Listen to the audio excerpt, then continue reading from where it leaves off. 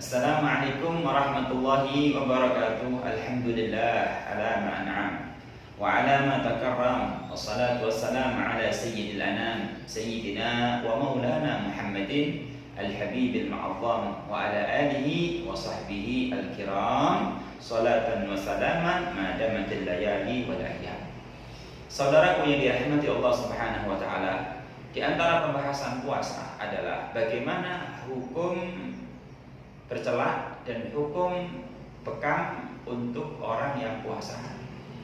Mungkin sebagian di antara kita bertanya karena mungkin mempraktekkan sendiri, atau kita lihat keluarga kita, saudara kita, mungkin teman andai tolan kita mempraktekkan saat dalam keadaan puasa mereka membekam atau mereka bercela. Maka dari itu, agar kita tahu menambah wawasan tentang hukum keduanya bagi orang yang puasa, maka kita akan mengkaji daripada hadis Nabi Muhammad SAW dan tanggapan serta hukum yang sudah matang daripada para ulama fuqaha. Dari hadis Nabi Muhammad SAW, di sana diriwayatkan oleh Sayyidina Anas bin Malik. An Anas radhiyallahu anhu qala, Sayyidina Anas bin Malik menyampaikan, beliau mengatakan begini, ja'a rajulun ila Nabi sallallahu alaihi wasallam ishtakat aini fa aktahilu ana shaimun. Datang seseorang di hadapan Nabi Muhammad sallallahu alaihi wasallam. Lalu orang ini mengatakan kepada Nabi Muhammad sallallahu alaihi wasallam, "Ya Rasulullah, mata saya sakit ya Rasulullah.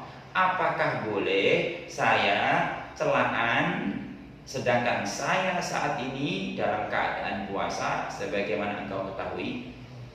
Maka orang tersebut mengadukan sakit matanya. Yang kedua, dia sampaikan kepada Nabi Muhammad kalau dia puasa. Sehingga kesimpulannya mempertanyakan bagaimana apabila dia bercela agar mengobati matanya yang sakit dalam keadaan puasa.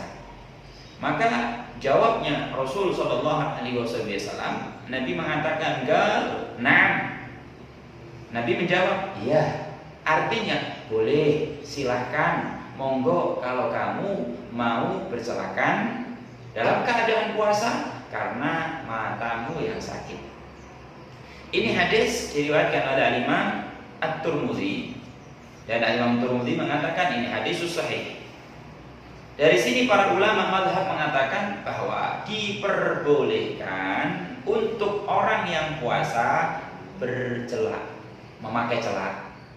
Cuman yang akan menjadi pertanyaan yang lebih mendalam lagi, saudaraku yang dirahmati Allah Subhanahu wa taala, apakah pembolehan tersebut khusus untuk orang yang sakit atau untuk orang yang sehat juga?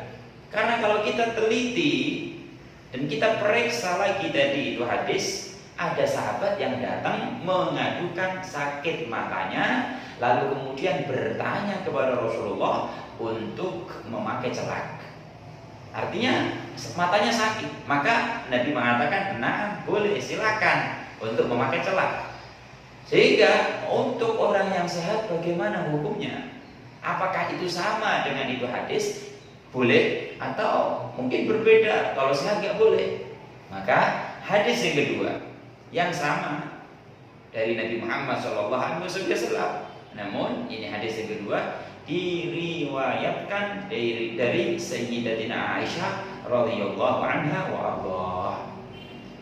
Sayyidatina Aisyah radhiyallahu anha wa ardhah mengatakan begini, iktahala Rasulullah sallallahu alaihi wasallam wa huwa shaimun. Sayyidatina Aisyah mengatakan, sungguh Nabi Muhammad sallallahu alaihi wasallam telah bercela, memakai celak dalam keadaan puasa. Di dalam hadis Sayyidatina Aisyah tidak memberikan penjelasan Nabi sakit atau sehat. Namun ketika tidak dikasih kejelasan Nabi sakit atau sehat, maka jawaban yang pasti adalah Rasulullah SAW dalam keadaan sehat, tidak dalam keadaan sakit mata. Sehingga ini hadis yang kedua yang disampaikan oleh Sayyidina Aisyah memberikan pelajaran bahwa walaupun orang itu tidak sakit matanya sehat, matanya nggak sakit, kemudian dalam keadaan puasa, silakan boleh apa tidak? Tetap boleh. Boleh bagi orang yang sakit mata ataupun tidak sakit mata, silakan, itu boleh. Mungkin sebagian mengatakan, bagaimana kalau saya celakan atau pakai obat mata, tetes mata? Ini yang akan menjadi pertanyaan juga mungkin di sebagian banyak orang. Bagaimana kalau orang puasa siang hari matanya sakit atau kemasukan sesuatu merah, kemudian ini dan itu, bagaimana kalau kita pakai obat mata? Mungkin instok, mungkin yang lainnya, bagaimana? Enggak masalah, sama hukumnya dengan celakaan. Lalu terus bagaimana kalau misalkan setelah saya pakai obat mata di mata, kemudian terasa pahit atau rasa tertentu di tenggorokan? Itu bagaimana? Enggak masalah, boleh-boleh saja. Itu hukum dan hadis tersebut merupakan dalil bahwa diperbolehkan orang yang puasa bercelakan walaupun matanya tidak sakit. Saudaraku yang dirahmati Allah Subhanahu wa taala, setelah kita tahu hukum bercelak untuk orang yang puasa, maka kita bertanya juga bagaimana hukum bekam untuk orang yang puasa.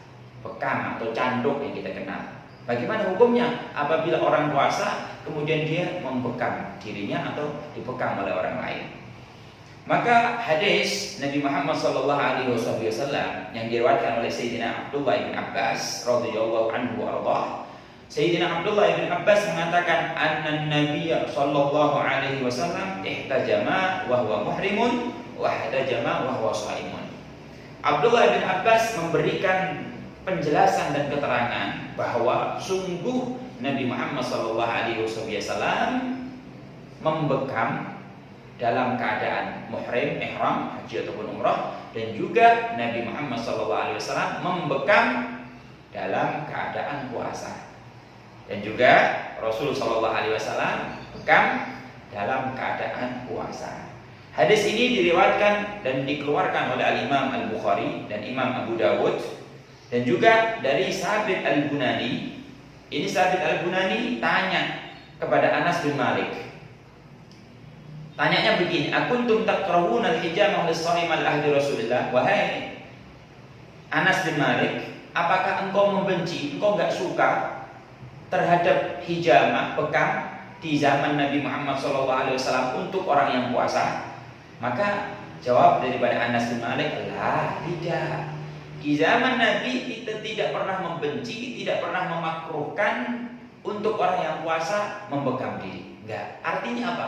Diperbolehkan. Illa min ajli dhafi, kecuali kalau orang tersebut lemas, jadi lemah. Kalau misalkan dia bekam dalam keadaan puasa jadi lemes, bisa-bisa ditakutkan, dikhawatirkan tidak bisa melanjutkan puasanya, maka ini dimakruhkan.